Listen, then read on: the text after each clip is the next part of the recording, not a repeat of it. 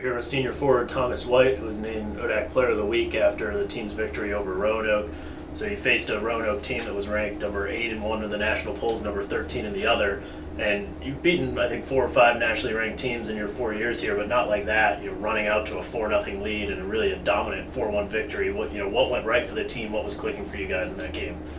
I think it finally just all came together for us. So early in the year, it was either we do well for 45 minutes and the other 45 would fall apart, or defensively we do well on the attacking side we couldn't score the goal, or we could score some goals and defensively we fall apart. I think it just all came together, especially in that 10-minute period. We scored 3 goals in that second half. It finally all came together defensively. We were holding them tight, couldn't let them attack, couldn't let them get that possession they really wanted. And on the other side of it, we just clicked with our front three with Stubbs, Brandon, Leo in that first 10-minute period. All came together and it felt so good just get those 3 goals in that second half, and then the one that Sam Franklin scored in the first half to really get us pushed forward for that 4-1 win.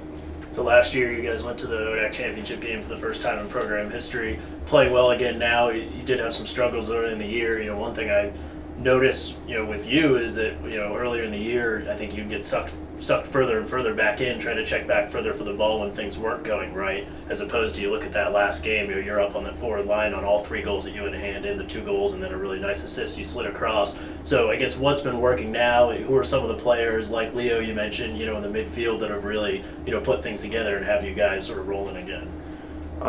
So against Macon last week on Wednesday, switched me and Stubbs, so now I'm playing up top and a little further up the field, and we got Natali back. So having them in the midfield, being able to control the ball a little bit more, hasn't really forced me to go back in the midfield and try to grab the ball. So I've been able to stay higher and put pressure on more teams' back lines instead of going back in the midfield and trying to receive the ball and create, instead of going and just go ahead and score the goal, get that assist that we need when I'm up higher in the line.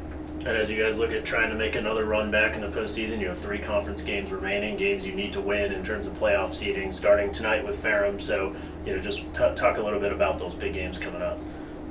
They're huge. There are 3 games we need. We'd like to get 9 points. We want to get 9 points out of all of them. Roanoke was a great start for us, so we want to build off that into tonight against Ferrum. Ferrum's a good team, but we think we can come out and play the way we did against Roanoke and get 3 good wins leading into the conference tournament, hopefully. All right, well, good luck to the team and this big finish of the season. All right, thank you so much.